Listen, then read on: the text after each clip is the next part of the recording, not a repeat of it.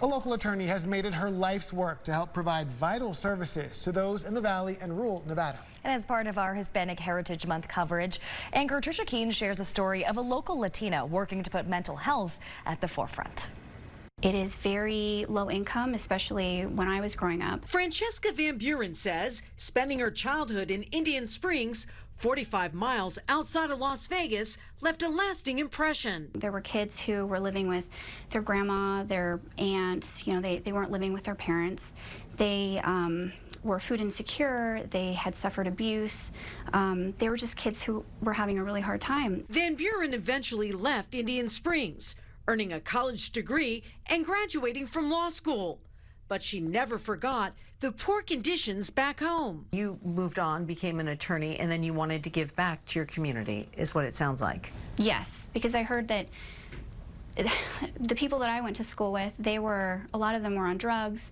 You know, they were out on the streets. They had kids by that point. Van Buren says she wanted to help end the destructive cycle she saw from these families. So she created Inside Therapy Solutions, an after-school program providing therapy for children. But Van Buren says it wasn't enough. We would bring therapists out from Las Vegas to kind of oversee the program, and they would provide therapy to my kids, and they would bring them into a room and see them for 5 minutes at a time. And I thought to myself, okay, look, I'm not a therapist, but this cannot be real therapy. To provide improved services, she developed a full-fledged mental health clinic for all ages. Then in 2020, the COVID-19 pandemic changed everything.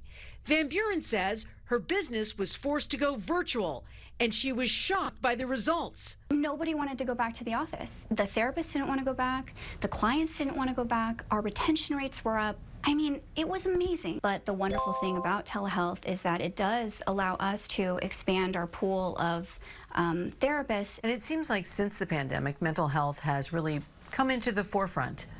Oh, big time, because now all of a sudden people understood how important mental health services really are. But as a Latina of Chilean descent, Van Buren says a lot of improvements still need to be made. In Nevada, 30% of the population is Hispanic, but 7% of therapists speak Spanish. How is somebody who is Hispanic going to walk into a therapist's office, look at somebody that just looks totally different from them? How are they going to explain their life to that person? Van Buren says telehealth has allowed her to expand her pool of available therapists, helping her to better pair her clients with the right person who can relate with their culture or upbringing.